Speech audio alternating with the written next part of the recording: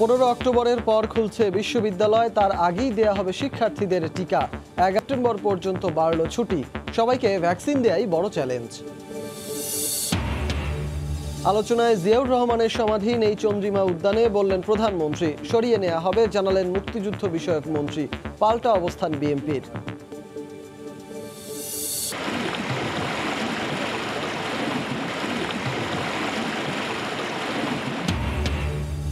আবারও ভাঙল ফেনীর মুহুরী নদীর বাঁধ, তলিয়ে গেছে 4টি গ্রাম সহ সড়ক। পদ্মা সেতু এড়িয়ে চলবে ফেরি, শরীয়তপুরের জাজিরা প্রান্তে মাঝিরকান্দি ঘাট প্রস্তুত।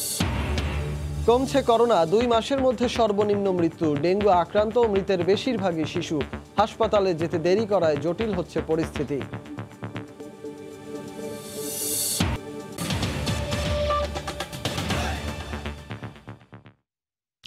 দেখছিলেন শিরোনাম, প্রবাসের সময়, সঙ্গে আছি আমি সজল মিত্র রিচার্ড। 15 অক্টোবরের পর খুলতে যাচ্ছে দেশের উচ্চশিক্ষা প্রতিষ্ঠান। কোন বিশ্ববিদ্যালয় কবে খুলবে সিদ্ধান্ত নেবে সিন্ডিকেট। বৃহস্পতিবার বিকেলে শিক্ষা মন্ত্রণালয়ের এক বৈঠকে এ সিদ্ধান্ত নেওয়া হয়। এদিকে বিশ্ববিদ্যালয় খোলার ঘোষণায় উচ্ছ্বাস প্রকাশ করে শিক্ষার্থীরা বলছেন, এই সময়ের মধ্যে সবার করোনার টিকা নিশ্চিত করাই সবচেয়ে বড় চ্যালেঞ্জ। গেল বছরের 8 মার্চ বাংলাদেশে আঘাত হানে বৈশ্বিক মহামারী করোনার ছোবল। এরপর সংক্রমণ ছড়াতে থাকে, এক পর্যায়ে বন্ধ হয়ে যায় দেশের সকল শিক্ষা প্রতিষ্ঠান। 17 মার্চ 2020 সালে বন্ধ হওয়া শিক্ষা প্রতিষ্ঠানের দরজা খোলা সম্ভব হয়নি প্রায় 1.5 বছরে। তবে সরকারি তরফে বরাবরই আশ্বাস ছিল, সংক্রমণ হার কমলেই খুলবে সব। গত 2 সপ্তাহ ধরে সংক্রমণের হার নিম্নমুখী, একই সঙ্গে চলছে টিকা কার্যক্রম। এর উপর ভর করে প্রথম ধাপ খুলতে যাচ্ছে বিশ্ববিদ্যালয় পর্যায়ের শিক্ষা প্রতিষ্ঠান। বৃহস্পতিবার বিকেলে ভার্চুয়াল বৈঠকে বসেন শিক্ষা সংশ্লিষ্টরা। সিদ্ধান্ত নেওয়া হয় 15 অক্টোবরের পর দেশের বিশ্ববিদ্যালয়ের পর্যায়ের শিক্ষা প্রতিষ্ঠানগুলো খুলে দেয়া। প্রস্তুত আছে বিশ্ববিদ্যালয় কর্তৃপক্ষ ও শিক্ষার্থীরাও। যদি আমাদের হল আসলে খুলে দেওয়া হয় কিংবা আমাদের শিক্ষা প্রতিষ্ঠান যদি খুলে দেওয়া হয়, তাহলে এটা এই সিদ্ধান্তকে আমি সাধুবাদ জানাই। আমি 2019 থেকে এই অবধি এখনো পর্যন্ত প্রথম সেমিস্টারে আছি, তো এই জন্য কিন্তু সবাই কিন্তু অনেক হতাশার মধ্যে আছে। যত দ্রুত বিশ্ববিদ্যালয় খুলে দেওয়া হয়, যত দ্রুত শিক্ষা কার্যক্রম শেষ করা যায়, ততই দেশের জন্য উন্নতি হবে। সব থেকে বড় কথা সেটা হচ্ছে আমরা পরীক্ষায় বসতে পারবো। সকলকে এই ধরনের নির্দেশনা দিয়েছি যে যেন সকলে 15 সেপ্টেম্বরের মধ্যে টিকা কার্যক্রমের আওতায় আসে, এবং যাদের এনআইডি নাই, ন্যাশনাল আইডি নাই, তাদের জন্য আমরা ইতিমধ্যেই সরকারের সংশ্লিষ্ট দপ্তর বিভাগকে এটা বিশেষভাবে অনুরোধ করেছি যে অগ্রাধিকার দিয়ে আমাদের শিক্ষার্থীদেরকে এই এনআইডি সরবরাহ।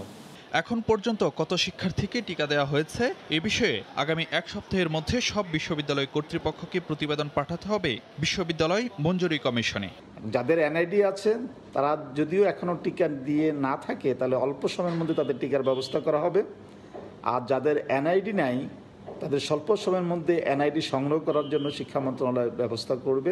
যদি স্বল্প সময়ের মধ্যে এনআইডি পেতে অসুবিধা হয়, তাহলে অন্য আইডেন্টিফিকেশনের মাধ্যমে তাদের টিকাদানের ব্যবস্থা করা হবে। তবে এর আগে বিশ্ববিদ্যালয়ের প্রায় 1,30,000 আবাসিক শিক্ষার্থীকে টিকার আওতায় আনা হবে। এখন পর্যন্ত প্রাথমিক বিদ্যালয়ের 85% শিক্ষককে টিকার আওতায় আনা হয়েছে। ফারুক ভূঁইয়া, রবিন, সময় সংবাদ, ঢাকা।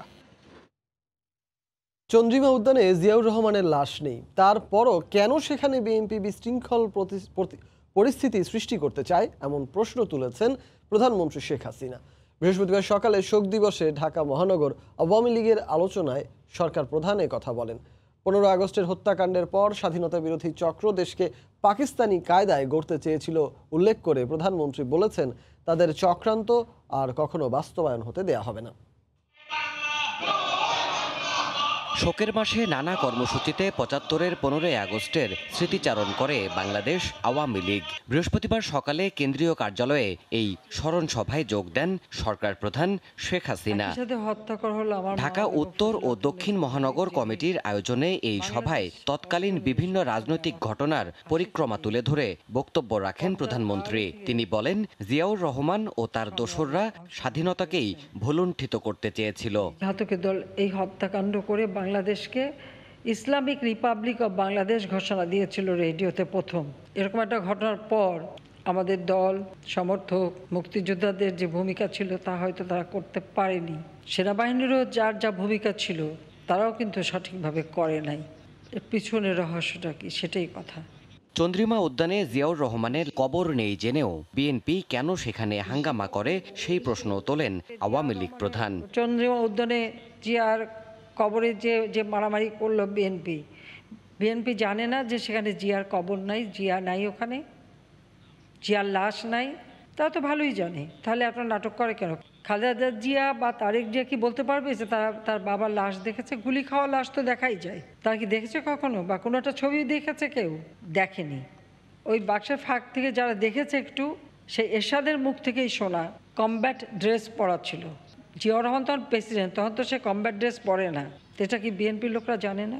তাদের মারামারি ধস্তাধস্তি করার চরিত্র তো এখনো যায়নি। জাতির পিতার আদর্শকে হত্যা করতেই বিগত দিনে ক্ষমতাসীনরা দেশের উন্নয়নে কাজ করেনি বলেও অভিযোগ তোলেন শেখ হাসিনা। স্বাধীনতা অর্জনটাই যে একটা ভুল, সেই ভুলটাকে দেখানো মানুষকে, সেই জন্য দেশের কোনো উন্নতি যারা এসছে, জিয়াই বলেন, এরশাদি বলেন, খালেদা জিয়া বলেন, এরা কিন্তু করেনি। এবং এখানে জিয়াউর রহমানই সব থেকে বেশি। শত বাধা অতিক্রম করে মৃত্যু ভয়, আকাঙ্ক্ষা ও চাওয়া পাওয়ার ঊর্ধ্বে থেকে দেশের মানুষের পাশে থাকার দৃঢ় অঙ্গীকার করেন বঙ্গবন্ধু কন্যা। বাংলাদেশটাই আমার পরিবার, আমি সেইভাবেই বাংলাদেশের মানুষকে দেখি। দেবাশিস রায়, সময় সংবাদ, ঢাকা। এদিকে চন্দ্রিমা উদ্যান থেকে জিয়াউর রহমানের সমাধি সরিয়ে নেওয়া হবে বলে জানিয়েছেন মুক্তিযুদ্ধ বিষয়ক মন্ত্রী আ ক ম মোজাম্মেল হক। বৃহস্পতিবার দুপুরে গাজীপুর সদর উপজেলা আওয়ামী লীগের শোক দিবসের আলোচনা শেষে সাংবাদিকদের তিনি একথা বলেন। কবরে লাশ নেই জেনেও তা নিয়ে বিএনপি মিথ্যাচার করছে বলেও মন্তব্য করেন তিনি। জিয়ার কবরের লাশ সেখানে দিয়েছে, এটা মিথ্যা কথা। সেখানে কোনো লাশ নাই, থাকলে ডিএনএ টেস্ট করে প্রমাণ করুক সেখানে অন্য কিছুর লাশ সেখানে দেওয়া হয়েছে। মূল নকশা ছিল সেই অনুযায়ী সংসদ চত্বর থাকবে। এখানে জিয়াউর রহমান সহ আরও অনেক অবাঞ্ছিত ব্যক্তির কবর আশেপাশে আছে, সেগুলো থাকতে পারে না। যে সমস্ত স্থাপনা আছে তাও থাকতে পারে না। জিয়াউর রহমানের সমাধি নিয়ে আওয়ামী লীগের বক্তব্য হাস্যকর বলে মন্তব্য করেছেন বিএনপি মহাসচিব মির্জা ফখরুল ইসলাম আলমগীর। বৃহস্পতিবার বিকেলে এক ভার্চুয়াল আলোচনায় তিনি এ মন্তব্য করেন। মির্জা ফখরুল বলেন, আওয়ামী লীগ নেতাদের বক্তব্যে প্রমাণিত হয় তারা জিয়ার স্বাধীনতা যুদ্ধের অবদানকে স্বীকৃতি দিতে চায় না। তিনি তার মাজার সম্পর্কেও কথা বলেছেন, তার ৭১ সালের যুদ্ধের ভূমিকা নিয়েও কথা বলেছেন। এটা একটা হাস্যকর একটা বক্তব্য তিনি রেখেছেন, এবং এই বক্তব্যগুলো থেকেই প্রমাণিত হয় যে এরা কতটা প্রতিহিংসা পরায়ণ, যে তারা যে স্বাধীনতার যিনি ঘোষণা দিলেন তার ন্যূনতম যে স্বীকৃতি, সেই স্বীকৃতিকেও তারা দিতে নারাজ।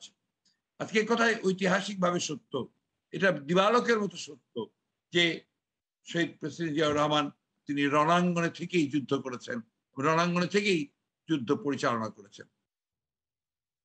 এবার অন্য প্রসঙ্গ।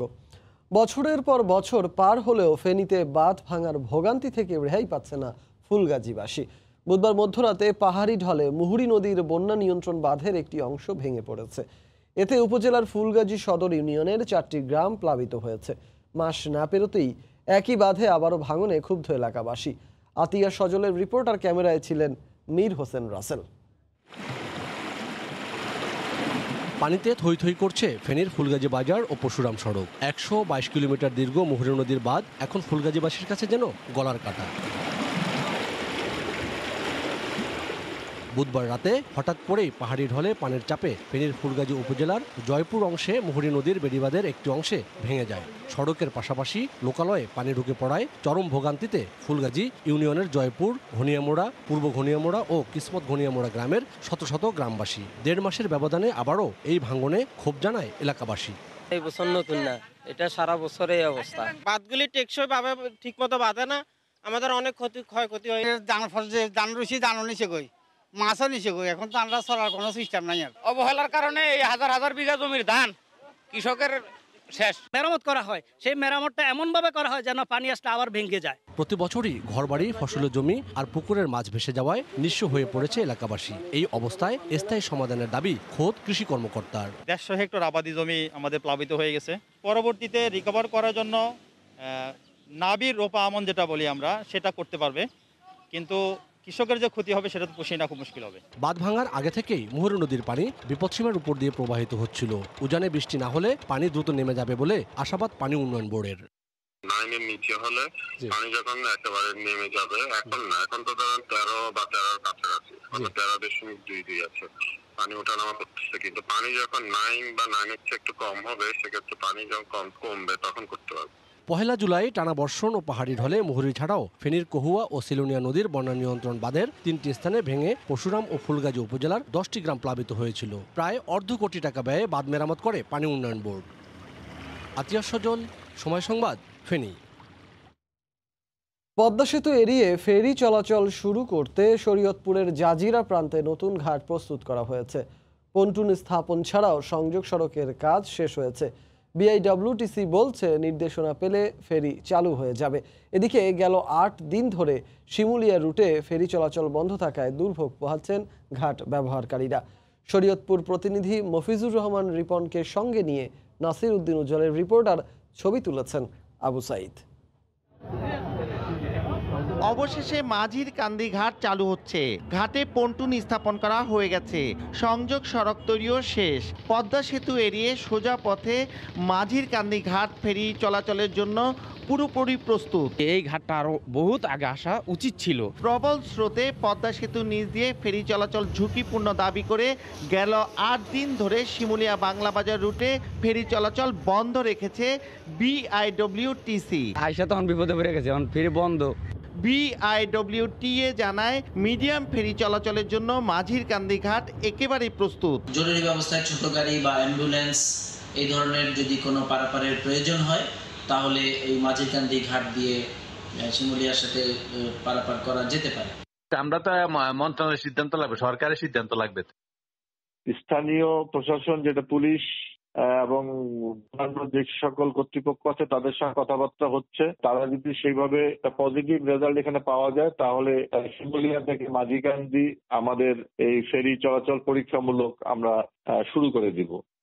মাঝির কান্দি থেকে সড়ক পথে পদ্মা সেতুর জাজিরা পয়েন্টের দূরত্ব 5 কিলোমিটার। তবে সরু রাস্তার কারণে এই রুটে যানবাহন দক্ষিণাঞ্চল থেকে শুধু আসবে, আর ঢাকা থেকে মাঝির কান্দি ঘাট হয়ে কাজিরহাট দিয়ে 22 কিলোমিটার পথ ঘুরে যেতে হবে। শিমুলিয়া থেকে বাংলাবাজার ঘাটের দূরত্ব 11 কিলোমিটার, আর শিমুলিয়া থেকে নতুন এই ঘাটের দূরত্ব মাত্র 8 কিলোমিটার। শরীয়তপুরের মাঝির কান্দি থেকে নাসির উদ্দিন উজ্জ্বল। দেশে করোনায় মৃত্যু ও শনাক্তের হার এখন নিম্নমুখী। গত 2 মাসের মধ্যে বৃহস্পতিবার কোভিডে সর্বনিম্ন মৃত্যু হয়েছে। 24 ঘন্টায় মারা গেছেন 102 জন। শনাক্তের হার 13.77%। রিপোর্টার ও জেলা প্রতিনিধিদের পাঠানো তথ্য ও ছবি নিয়ে রিপোর্ট। আগের মতো হাসপাতালগুলোতে নেই করোনা রোগী নিয়ে স্বজনদের ছোটাছুটি, সহজেই মিলছে অক্সিজেন। তবে এখনও আইসিইউ সংকট রয়েই গেছে। 24 ঘন্টায় সর্বোচ্চ মারা গেছে ঢাকা বিভাগে 37 জন। করোনায় দ্বিতীয় সর্বোচ্চ 24 জন মারা গেছে চট্টগ্রাম বিভাগে। তাদের মধ্যে 7 জনই চট্টগ্রাম জেলার। শনাক্তের হার 15.38%। ডাক্তারদের পর্যবেক্ষণে আল্লাহর রহমতে আব্বা সুস্থ অনেকটাই, আলহামদুলিল্লাহ। রোগীর চাপ অনেকটা কমে গেছে। প্রতিদিন 50 থেকে 60 জন রোগী থাকে। 24 ঘন্টায় করোনায় সিলেট বিভাগে মারা গেছেন 13 জন। 1375টি নমুনা পরীক্ষায় শনাক্ত 181 জন। হটস্পট খুলনা বিভাগেও কমেছে করোনায় মৃত্যুর হার। মারা গেছেন 8 জন, নতুন করে আক্রান্ত হয়েছেন 297 জন। করোনায় বরিশালে 6 এবং রাজশাহী ও ময়মনসিংহ বিভাগে 5 জন করে মারা গেছেন। সাধারণ শয্যার সংকট না থাকলেও এখনও রয়েছে আইসিইউ সংকট। ভিতরে অক্সিজেনটা পরিমাণে আছে, অক্সিজেন স্বল্পতা নাই। হ্যাঁ, তাছাড়া ওভারঅল সবকিছু ভালো, অত্যন্ত ভালো চিকিৎসা হইতেছে এবং রোগীর ঝামেলা কম, অনেক ভিড় কম আছে। করোনা ইউনিটের অবস্থা এখন মোটামুটি ভালো, এখন সিট খালি আছে। এছাড়া 24 ঘন্টায় করোনায় রংপুর বিভাগে 4 জন মারা গেছেন। জেলার হাসপাতালগুলোতেও কমেছে রোগীর চাপ। আহসানুল করিম, সময় সংবাদ। চলতি বছর ডেঙ্গুতে প্রাণ হারানোদের প্রায় 30% শিশু। আর আক্রান্তের প্রায় 40%-ই বয়স 1 থেকে 12-র মধ্যে। ঢাকা শিশু হাসপাতালে গেলেই বোঝা যায় শিশুদের জন্য কতটা মারাত্মক হয়ে উঠছে এডিসবাহী এই রোগ। একদিনে হাসপাতালে ভর্তি হয়েছেন 267 জন। ফারুক ভাই রবিনের রিপোর্ট।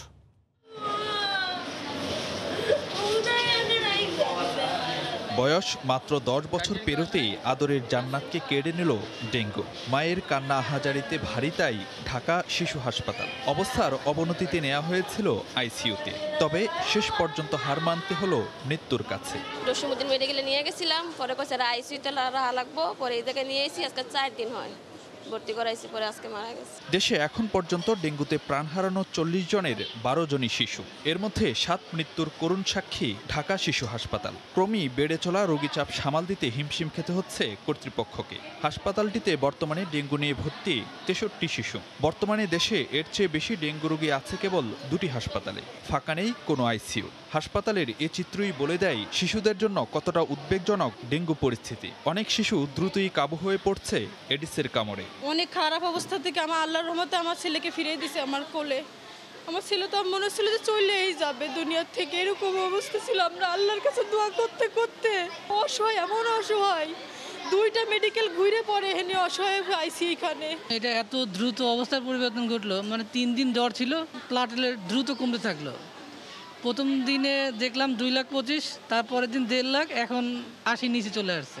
চিকিৎসকরা বলছেন শিশুদের ক্ষেত্রে কোভিডের চেয়েও ভয়ানক ডেঙ্গু। আবার বড় একটি অংশই দেরিতে হাসপাতালে আসায় সংকট আরও বাড়ছে। করোনা বাচ্চাদের কিন্তু অত খারাপ হয় না, দেখা যাচ্ছে মর্টালিটি বেশি বড়দের। সেরকম ডেঙ্গু হচ্ছে বাচ্চারাই খুব রিস্কে আছে।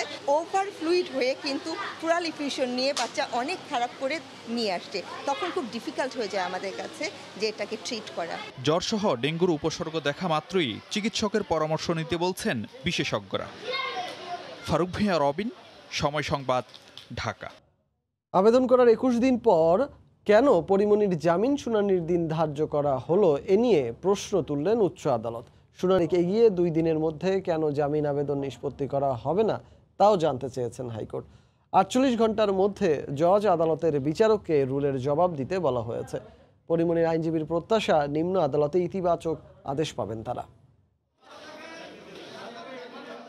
ম্যাজিস্ট্রেট কোর্টে 4 দফা চেয়েও না পাওয়ায় জজ কোর্টে জামিন আবেদন করেন চিত্রনায়িকা পরিমণি, কিন্তু আদালত সে আবেদনের শুনানির দিন ধার্য করেন 21 দিন পর 13ই সেপ্টেম্বর। এ নিয়ে শুরু হয় আলোচনা সমালোচনা। পরদিন তার আইনজীবীরা শুনানির তারিখ এগিয়ে আনার আবেদন জানালেও তাতেও সাড়া দেননি মহানগর দায়রা জজ আদালত। প্রতিকার চেয়ে তাই হাইকোর্টে আসেন পরিমণি, যার শুনানি হয় বৃহস্পতিবার দুপুরে। সব শুনে দেরিতে শুনানির তারিখ দেয়া নিয়ে প্রশ্ন তোলেন উচ্চ আদালত। জানতে চান কেন 2 দিনের মধ্যে পরীর জামিন আবেদন নিষ্পত্তি করা হবে না, কেন বাতিল করা হবে না দেরিতে শুনানির আদেশ। 48 ঘন্টার মধ্যে এই 2 প্রশ্নের জবাব চাওয়া হয়েছে নিম্ন আদালতের কাছে। 22/8/2021 তারিখের আদেশ কেন স্যাটিসফাইড হবে না, এবং আমাদের যে বেল অ্যাপ্লিকেশন আছে ওনার কোর্টে, সেটা কেন 2 দিনের মধ্যে নিষ্পত্তি করা হবে না, তৎমর্মে রুল ইস্যু করেন। এই রুলটার কমিউনিকেট করার জন্য ডেপুটি অ্যাটর্নি জেনারেল এবং অ্যাসিস্ট্যান্ট অ্যাটর্নি জেনারেল ওনাদের 2 জনকেই 24 ঘন্টার মধ্যে কমিউনিকেট করার কথা বিজ্ঞ আদালত মাননীয় বিচারপতি মহোদয় নির্দেশ দেন। এদিন উচ্চ আদালত বলেছেন, এত দেরিতে শুনানি হলে আবেদনকারীর অধিকার ও স্বাধীনতা খর্ব করে। পরীর আইনজীবীর প্রত্যাশা উচ্চ আদালতের হস্তক্ষেপে হয়তো এবার ইতিবাচক কিছু হবে। এই মামলার যে অফেন্সের যে মাত্রা, এই মাত্রা অনুযায়ী তাকে আগে বেল দেওয়ার জরুরি ছিল বলে আমাদের কাছে মনে হয়েছে, সেটা কোর্টকে বলেছি আমরা। 3 দফায় 7 দিনের রিমান্ডে ছিলেন তিনি। বর্তমানে কাশিমপুর মহিলা কারাগারে আছেন এই চিত্রনায়িকা। আফজাল হোসেন, সময় সংবাদ, ঢাকা। বিএনপি এখন মুক্তিযুদ্ধের পরাজিত সাম্প্রদায়িক অপশক্তির মুখপাত্র হিসেবে কাজ করছে বলে মন্তব্য করেছেন আওয়ামী লীগের সাধারণ সম্পাদক ওবায়দুল কাদের। আওয়ামী লীগ মুক্তিযুদ্ধের চেতনাকে বিশ্বাস করে না। বিএনপির এমন মন্তব্যের জবাবে বৃহস্পতিবার বিকেলে বিআরটিসি আয়োজিত শোক সভায় তিনি একথা বলেন। মুক্তিযুদ্ধের চেতনাকে যারা নিজেরাই ধ্বংস করেছে, তারা আওয়ামী লীগের মুক্তিযুদ্ধের চেতনাকে আজ প্রশ্নবিদ্ধ করতে চায়। বিএনপি মুক্তিযুদ্ধে পরাজিত সাম্প্রদায়িক অপশক্তির আজকে মুখপাত্র। তাদের বক্তব্য শুনে মনে হচ্ছে তারা পোস্ট কোভিড জটিলতার মতো মুক্তিযুদ্ধে পরাজিত অপশক্তির সাথে থেকে রাজনীতি করে মুক্তিযুদ্ধের চেতনা বিষয়ক জটিলতায় পরাজিত অপশক্তির স্বার্থ রক্ষা রাজনীতি করতে গিয়ে তারা এখন নিজেদের পরিচয় অবস্থানও ভুলে গেছে। হতাশা থেকেই বিএনপি মহাসচিব মির্জা ফখরুল ইসলাম আলমগীর বলেছেন, আওয়ামী লীগ মুক্তিযুদ্ধের চেতনা ধারণ করে না। এমন মন্তব্য করেছেন তথ্যমন্ত্রী ডক্টর হাসান মাহমুদ। বৃহস্পতিবার জাতীয় প্রেস ক্লাবে জাতীয় শোক দিবসের আলোচনা সভায় একথা বলেন মন্ত্রী। দুই পাশে জঙ্গিদের বসিয়ে, দুই পাশে যারা আমরা সবাই তালেবান, বাংলা হবে আফগান, এই স্লোগান দেয়, তাদেরকে বসিয়ে তাদের সাথে মিটিং করে বলে আওয়ামী লীগ চেতনা ধারণ করে না।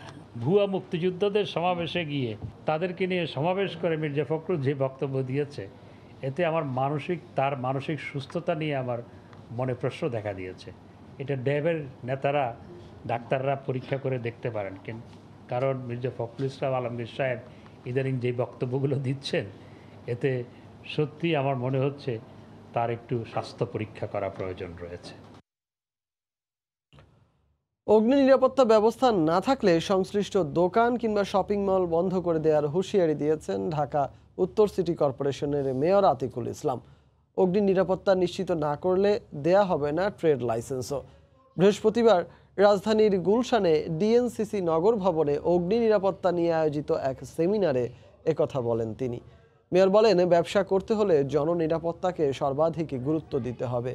একই অনুষ্ঠানে প্রধানমন্ত্রী বেসরকারি শিল্প ও বিনিয়োগ বিষয়ক উপদেষ্টা সালমান এফ রহমান বলেন, দীর্ঘমেয়াদী অগ্নি নিরাপত্তা জোরদারে প্রয়োজনে সরকারের পক্ষ থেকে ঋণ দেওয়ার ব্যবস্থা করা হবে। এলাকা ওয়াইজ আমরা ডেট দিয়ে দিব, কোন কোন ডেটের পরে যদি তারা ফায়ার সেফটি না থাকে আমরা তাদেরকে কোনো ধরনের ট্রেড লাইসেন্স সহকারে কিচ্ছু দিব না, সেই মার্কেট আমরা বন্ধ করে দিব, যারই মার্কেট হোক না কেন। যদি আমরা দেখি যে তারা আসলে করছে না, তাহলে আমরা কিন্তু সে চাপের দিকে যাব।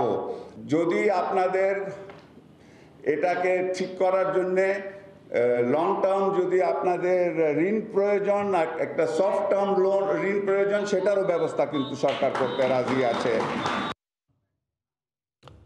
পটুয়াখালীর কুয়াকাটা সমুদ্র সৈকত সহ দেশের বিভিন্ন উপকূলে একের পর এক ভেসে আসছে মৃত ডলফিন ও তিমি সহ স্তন্যপায়ী প্রাণী। কি কারণে এসব প্রাণী মারা যাচ্ছে তা নিশ্চিত করে বলতে পারছেন না কেউ। মৃত প্রাণী সংরক্ষণ কিংবা গবেষণায় নেই কোনো উদ্যোগ। কুয়াকাটায় মৃত প্রাণী সংরক্ষণাগার নির্মাণের দাবি জানিয়েছেন স্থানীয় বাসিন্দা সহ ট্যুরিজম ব্যবসায়ীরা। কুয়াকাটা সমুদ্র সৈকতের বিভিন্ন পয়েন্টে গত বছর থেকে এ বছরের আগস্ট পর্যন্ত 12টি মৃত ডলফিন ও একটি তিমি ভেসে আসে। বেশিরভাগ মৃত প্রাণীর শরীরে আঘাতের চিহ্ন দেখতে পেয়েছেন স্থানীয়রা। আমাদের জালে যদি দুই একটা ডলফিন বাজে, আমরা এগুলো দেখলে ছাড়াই। ভারতের ট্রলার ওরা আসে, ওরা ওই বাধা টানে, ঠিক আছে, ওর ভিতরে ঢুকিয়া ওর ভিতরে ডলফিন মাছ মারা যায়। যদি পানির কোয়ালিটি খারাপ হয় সেক্ষেত্রেও মারা যেতে পারে। আর হলো যদি কোনো টক্সিক, কোনো বিষাক্ততার কারণে মারা যেতে পারে। ঠিক কী কারণে এসব প্রাণী মারা যাচ্ছে সেটা নিশ্চিত না হলেও বিশেষজ্ঞরা বলছেন, সাগরের ট্রলার সহ অবৈধ জালের ব্যবহার বাড়ায় সামুদ্রিক প্রাণীর আবাসস্থল ধ্বংস হচ্ছে। অনেক সময় ওরা হাঁকর উঠতেছে, তখন কোনো প্লাস্টিক ঢুকে যেতে পারে, এটা হতে পারে। অনেক সময় হতে পারে জাহাজ এসেছে, বাড়ি খেয়েও কোনো প্রপেলারে মারা যেতে পারে। খুব যত্ন সহকারে যেন এটা খুলে দেয় জালে আটকা পড়লে, আর পাশাপাশি টুকরা জাল যেন কোনোভাবে যেন সমুদ্রে ফেলে না, এটা থেকে শতভাগ নিশ্চিত করতে হবে। 2020 সালে 6টি মৃত ডলফিন, একটি মৃত তিমি এবং এ বছরের আগস্ট পর্যন্ত 6টি মৃত ডলফিন ভেসে আসে কুয়াকাটা সমুদ্র সৈকতের বিভিন্ন পয়েন্টে। সময় সংবাদ, পটুয়াখালী। মৃত্যুর কারণ নিশ্চিত করা সহ 5টি তথ্য সংগ্রহে চট্টগ্রামে প্রথমবারের মতো ময়নাতদন্ত করা হয়েছে একটি ডলফিনের। হালদা নদী থেকে মৃত অবস্থায় উদ্ধার করা ডলফিনটির ময়নাতদন্তে অংশ নেন বিশ্ববিদ্যালয়ের শিক্ষক সহ 14 সদস্যের চিকিৎসক দল। বিপন্ন এ প্রাণীর বিলুপ্তি ঠেকাতে সংগ্রহ করা তথ্য কাজে লাগানো হবে। শাখাওয়াত ত্রিপুর ক্যামেরায় বিস্তারিত জানাচ্ছেন কমল দে। গত 1 আগস্ট নগরীর হামিদচর এলাকা থেকে পাওয়া গিয়েছিল মৃত এই প্রাণীটিকে। এবার মৃত্যুর কারণ সহ 5টি তথ্য নিশ্চিত হতে আয়োজন এই ময়নাতদন্তের। ঠোঁটের মধ্যে জাল পেঁচে যায়, তখন শ্বাসকষ্ট হয়ে মারা যায়, এটা একটা কারণ হতে পারে। দ্বিতীয়ত কারণ যে এটা কোনো জীবাণু দ্বারা কোনো ইনফেকশন কিনা।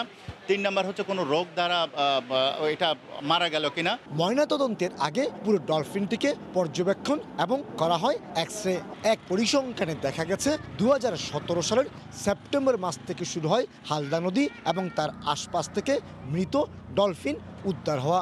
সবশেষ গত 4 বছরে হালদা নদী থেকে 29টি এবং কর্ণফুলী নদী থেকে আরও 2টি মৃত ডলফিন উদ্ধার করা হয়। পোস্টমর্টেম করলে এখানে যে অর্গান যেগুলো পাবো, এটা আমরা পরবর্তী ছাত্রদেরকে বিভিন্ন ল্যাবে আমরা তাদের প্রশিক্ষণ দিতে পারবো। গাঙ্গেয় এই ডলফিন প্রজাতিকে বিশ্বের বিপন্ন প্রাণীর তালিকায় প্রথম সারিতেই রাখা হয়েছে। পুরো পৃথিবীতে এই ধরনের 1200 থেকে 1800 ডলফিন রয়েছে বলে ধারণা করা হয়। আর চট্টগ্রামের হালদার পাশাপাশি কর্ণফুলী এবং সাঙ্গু নদীতে এই ধরনের ডলফিন দেখা যায়। কমল দে, সময় সংবাদ, চট্টগ্রাম। 1 সেপ্টেম্বর থেকে দেশের সব কিন্ডারগার্টেন খুলে দেয়া দাবি জানিয়েছেন বাংলাদেশ কিন্ডারগার্টেন অ্যাসোসিয়েশন BKA। বৃহস্পতিবার জাতীয় প্রেস ক্লাবের সামনে এক মানববন্ধনে এ দাবি জানায় সংস্থাটি। এ সময় লিখিত বক্তব্যে সংগঠনটির মহাসচিব বলেন, দীর্ঘ প্রায় 18 মাস ধরে স্কুল বন্ধ থাকায় মানবেতর দিন কাটাচ্ছেন শিক্ষকরা। এ খাতের বেশিরভাগ শিক্ষা প্রতিষ্ঠান ভাড়া বাসায় হওয়ায় প্রতিনিয়ত ভাড়া বকেয়া থাকছে। নানা ধরনের অবমাননাকর পরিস্থিতির মুখোমুখি হচ্ছেন তারা। অবস্থার উত্তরণে ও কোমলমতি শিক্ষার্থীদের মেধার স্বাভাবিক বিকাশে দ্রুত ব্যবস্থা না নিলে কঠোর আন্দোলনের কথাও বলেন শিক্ষকরা। সন্তানদের ফিরে পাওয়া নিয়ে সমঝোতার পথে জাপানি মা আর বাংলাদেশি বাবা। বৃহস্পতিবার ভিকটিম সাপোর্ট সেন্টারে 2 সন্তানের সঙ্গে তৃতীয় দিনের মতো দেখা করতে যান দুজনই। পিতার দাবি তার সন্তানরা এখানে ভালো নেই, আর মা বলছেন নিরাপদেই আছে তার 2 মেয়ে। এদিকে শিশুদের 5 তারকা হোটেলে রাখতে বাবার আবেদনের পরিপ্রেক্ষিতে হাইকোর্ট বলেছেন, দুপক্ষ একমত হলেই কেবল হোটেলে রাখার আদেশ দেয়া হবে। হরিপদ সাহার রিপোর্ট। 2 শিশু মেয়ের অধিকার নিয়ে জাপানি মা নাকানো এরিকো ও বাংলাদেশি বাবা ইমরান শরীফের দ্বন্দ্ব গড়িয়েছে আদালতে। উচ্চ আদালতের আদেশে ভিকটিম সাপোর্ট সেন্টারে 31 আগস্ট পর্যন্ত থাকবে তাদের 2 মেয়ে। সকালে মা, বিকেলে বাবা দেখা করছেন নিয়মিত। বৃহস্পতিবারও মেয়েদের সঙ্গে দেখা করতে আসেন বাবা ইমরান শরীফ। তার দাবি, ভিকটিম সাপোর্ট সেন্টারে কষ্টে আছেন সন্তানরা। সারাদিন কিছু খায়নি বলেছে, এখানে খুব কষ্ট হচ্ছে আমার বাচ্চাগুলো। রাস্তায় বসে থাকা বাচ্চার মতো খাচ্ছিল আমার মেয়েগুলো, খুব খিদা লেগেছিল বলেছে। তবে শিশুদের মা এরিকো বলেন, এটা 5 তারকা হোটেল না হলেও তারা নিরাপদে আছে।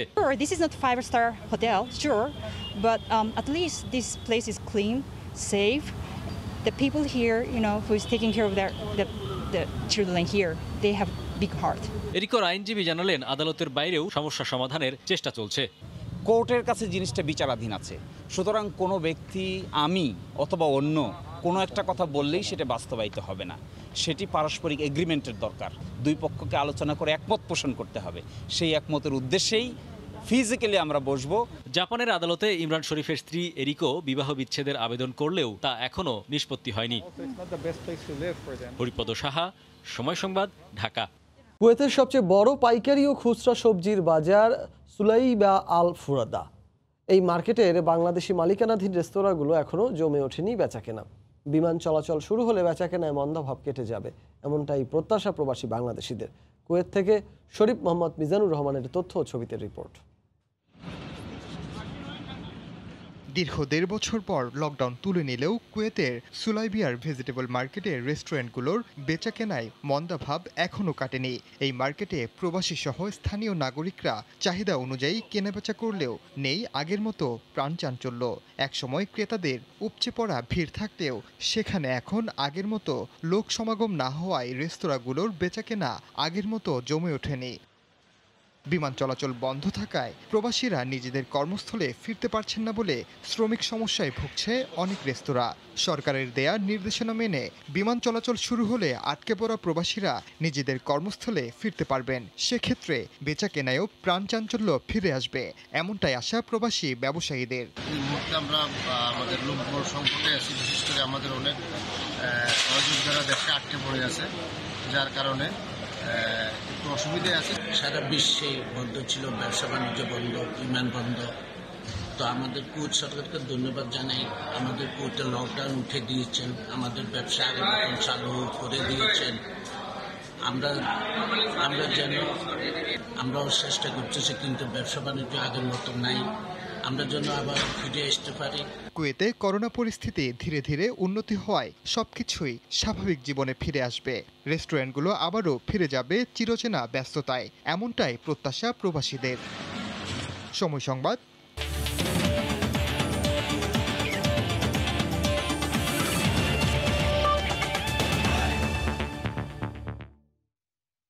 বিসিবি নির্বাচনের আগে আবারও কৌশলী নাজমুল হাসান পাপন। বার্ষিক সাধারণ সভা আয়োজন ও কাউন্সিলরদের সঙ্গে সুসম্পর্ক বজায় রাখা সহ সব প্রক্রিয়ায় অংশ নিলেও নির্বাচনে অংশ নিতে আগ্রহী নন বলে জানিয়েছেন তিনি। এদিকে অক্টোবরের শুরুতে অনুষ্ঠিত হতে পারে পরবর্তী নির্বাচন। জাতীয় ও বয়সভিত্তিক পর্যায়ের উন্নতিতে নিজেদের সফল হিসেবে দাবি করলেও আঞ্চলিক ক্রিকেট নিয়ে আক্ষেপ রয়েছে পাপনের। বৃহস্পতিবার এজিএম শেষে এসব কথা জানান বিসিবি প্রধান। চিন্তা করছিলাম এবং বলছিলাম আমার ওয়াইফকে যে ক্রিকেট বোর্ডে যদি থাকতেই হয় ডাইরেক্টর হয়ে থাকা ভালো, এই প্রেসিডেন্ট এখন আমার জন্য টাফ হয়ে যাচ্ছে। বাংলাদেশ হারলে মেজাজ খারাপ হয়ে যায়, আমার বউ বাচ্চারা কেউ আমার সামনে আসে না, ঠিক আছে। তো আমাকে ডাক্তারের একটা কিন্তু বারবার বলা হয়েছে যে এই ক্রিকেট থেকে যত তাড়াতাড়ি সম্ভব দূরে সরে যেতে। সেকেন্ড প্রশ্ন আপনি বললেন যে প্রথম বক্তব্যটা 2017 সালের, পরেরটা 2021-এর। প্রায় 4 বছর পেরোলেও নাজমুল হাসান পাপনের নির্বাচনের পুরনো কৌশল পাল্টায়নি। করোনা পরিস্থিতিতে বিসিবির বার্ষিক সাধারণ সভার এবারের আয়োজন ছিল নিরুত্তাপ। 5 তারকা হোটেলের এক ফ্লোরে বিসিবির কর্তা ব্যক্তি ও কাউন্সিলরদের সভা, আরেক ফ্লোরে অপেক্ষায় গণমাধ্যম কর্মীরা। প্রায় 3 ঘন্টার সভা শেষে ব্রিফ করতে আসেন বোর্ড সভাপতি। বোর্ডের প্রভাবশালী কর্তারা নন, এদিন মঞ্চে সভাপতির সঙ্গী ঢাকার বাইরের কাউন্সিলররা। নির্বাচন সামনে রেখে কাউন্সিলরদের বাড়তি আপ্যায়নের ঘটনা নতুন নয়, এবারও ব্যতিক্রম হয়নি। একটি ল্যাপটপ আর 1 লাখ টাকা করে দেয়া হয়েছে প্রত্যেককে। নির্বাচনের মাঠে আধিপত্য প্রতিষ্ঠার চেষ্টায় সফল পাপনের পরিচালনা পর্ষদ। আমাদের টার্গেট করেছি আমরা 1 তারিখে বোর্ড মিটিং ডাকবো, ওখানে আমরা নির্বাচনের যা যা নিয়ম কানুন আছে সবকিছু অ্যানাউন্স করে দিব। যে কাউন্সিলরদের নিয়ে হঠাৎ এত মাতামাতি, তাদের আওতাধীন আঞ্চলিক ক্রিকেট সারা বছর থাকে আলোচনার বাইরে। এবারও আশ্বাস মিলেছে, ঢেলে সাজানো হচ্ছে সব। রিজিওনাল ক্রিকেট অ্যাসোসিয়েশনটা দুটো জায়গায় টেস্ট কেস হিসেবে আমরা দুটো কমিটি করে শুরু করেছি, একটা হচ্ছে চিটাগং, একটা সিলেট। আমাদের তো খেলারই জায়গা নেই, মাঠ দরকার। সেই জন্য বিসিবি অলরেডি একটা কমিটি তৈরি করেছে। লাস্ট বোর্ড মিটিংয়ে আমরা নেশন ওয়াইড খেলার মাঠ কিনতে ইচ্ছুক। এই আশ্বাসে এবারও গা ভাসিয়েছেন মোট 166 কাউন্সিলরের মধ্যে সাধারণ সভায় উপস্থিত প্রায় 130 জন। মাকসুম আলম খান, সময় সংবাদ, ঢাকা। এদিকে বোর্ড সভাপতির আক্ষেপ থাকলেও আঞ্চলিক ক্রিকেটের কার্যক্রম এবং পরিস্থিতি নিয়ে সন্তুষ্ট কাউন্সিলর এবং বোর্ড পরিচালকরা। গত 8 বছরে জাতীয় দলের পারফরমেন্সের সফলতাও বোর্ডের ঘরে আসবে বলে মত তাদের। সৌহার্দ্যপূর্ণ পরিবেশে নিজেদের মনের কথা বলতে পারা এজিএম নিয়ে উচ্ছ্বসিত সবাই। আশা রাখছেন প্রেসিডেন্টের দেয়া নতুন আশ্বাসগুলো পূরণ হবে আসছে সময়ে। কাউন্সিলরদের সকল বক্তব্যের সঙ্গে একমত হয়েছেন বাংলাদেশ ক্রিকেট বোর্ডের সভাপতি, মেনে নিয়েছেন উত্থাপিত দাবি দাওয়াগুলো। নির্বাচনী বছরের উপহার উপঢৌকনের মেলায় আশ্বাস মিলেছে অফুরন্ত। দূর দূরান্ত থেকে মনের কোণে আক্ষেপ নিয়ে আসা কাউন্সিলররা ফিরেছেন একরাশ সন্তুষ্টি নিয়ে। টেবিলের খেলায় সবসময় দুর্দান্ত পারফর্ম করেছে নাজমুল হাসান পাপনের বোর্ড। তার কট্টর সমালোচকরাও অকপটে মেনে নিয়েছেন বিষয়টি। এবারের বার্ষিক সাধারণ সভাতেও হয়নি কোনো ব্যতিক্রম। প্রমাণ সভায় উপস্থিত কাউন্সিলরদের এই বক্তব্য। আমরা মন খুলে কথা বলেছি, কথা বলার সুযোগ ছিল, আমরা আমাদের বিভিন্ন দাবি দেওয়া আবদার তুলে ধরেছি। উত্তাপ, শুনশান, নীরবতা। চট্টগ্রাম এবং সিলেটের পরীক্ষামূলক কর্মযজ্ঞের হিসেব না মিললেও গঠনতন্ত্রের দোহাই দিয়ে কাউন্সিলরদের সন্তুষ্টি ছিল শতভাগ। আমাদের কনস্টিটিউশনে আছে যতদিন পর্যন্ত না রিজিওনাল ক্রিকেট অ্যাসোসিয়েশন হচ্ছে না ততদিন পর্যন্ত বিভাগীয় ক্রীড়া সংস্থা এবং জেলা ক্রীড়া সংস্থাগুলো রিজিওনাল ক্রিকেট হিসেবে কাজ করবে। এবং আমরা কিন্তু গত 8 বছর ধরে জেলা পর্যায়ে age group cricket, school cricket থেকে শুরু করে ওই পর্যায়ে ক্রিকেটগুলো কিন্তু আমরা জেলা এবং বিভাগীয় পর্যায়ে আমরাই কিন্তু পরিচালনা করে থাকি। আমাদেরও আপনার কিছুটা দোষ আছে, আমরাও রাইট টাইমে আপনার কমিটিগুলি জমা দিতে পারি নাই। সব কিছু ব্যাপারে আলাপ আলোচনা হয়েছে, ইনশাল্লাহ হয়ে যাবে। সমালোচনা যা আছে তা পুরোটাই মাঠের কার্যক্রম নিয়ে। তবে সংগঠন হিসেবে গত কয়েক বছরে বিসিবির সাফল্য ঈর্ষণীয়। করোনা পরবর্তী সময়ে তাদের বিভিন্ন পদক্ষেপ প্রশংসা কুড়িয়েছে চারদিকে। আমাদের ক্রিকেট এখন যে মাত্রায় পৌঁছেছে, এটা তো ক্রিকেট বোর্ডেরই সফলতা। অন্যান্য ফেডারেশন অ্যাসোসিয়েশন যাদের আর্থিক সীমাবদ্ধতা আছে তাদেরকেও কিন্তু ক্রিকেট বোর্ড সহযোগিতা করেছে। আর কোভিডে যে সমস্ত ক্রীড়া সংগঠক বলেন, তারপরে ক্রীড়াবিদরা বলেন, যারা আর্থিকভাবে অসহায় অবস্থায় আছে তাদের পাশেও ক্রিকেট বোর্ড দাঁড়িয়েছে। এবং আমাদের যে অবকাঠামো যেগুলো উন্নয়ন করা ক্রিকেটের সাথে খুব বেশি প্রয়োজন, সেদিকেও ক্রিকেট বোর্ড এখন দৃষ্টি দিয়েছে। নির্বাচনের আগে এই এজিএম আশা জাগিয়েছিল ক্রিকেট পাড়ায়, কিন্তু কাউন্সিলরদের ইয়েস স্যার মনোভাব আবারও হতাশায় পুরালো সবাইকে। নিয়ন মুহাইমিন, সময় সংবাদ। এ পর্যায়ে শীর্ষ সংবাদগুলো জানিয়ে দিচ্ছি আরেকবার। 15 অক্টোবরের পর খুলছে বিশ্ববিদ্যালয়, তার আগেই দেয়া হবে শিক্ষার্থীদের টিকা। 11 সেপ্টেম্বর পর্যন্ত বাড়ল ছুটি, সবাইকে ভ্যাকসিন দেয়াই বড় চ্যালেঞ্জ। এবং আলোচনায় জিয়াউর রহমানের সমাধি নেই চন্দ্রিমা উদ্যানে, বললেন প্রধানমন্ত্রী। সরিয়ে নেওয়া হবে জানালেন মুক্তিযুদ্ধ বিষয়ক মন্ত্রী। পাল্টা অবস্থান বিএনপির। এই ছিল প্রবাসের সময়ে, সঙ্গে থাকুন সময়।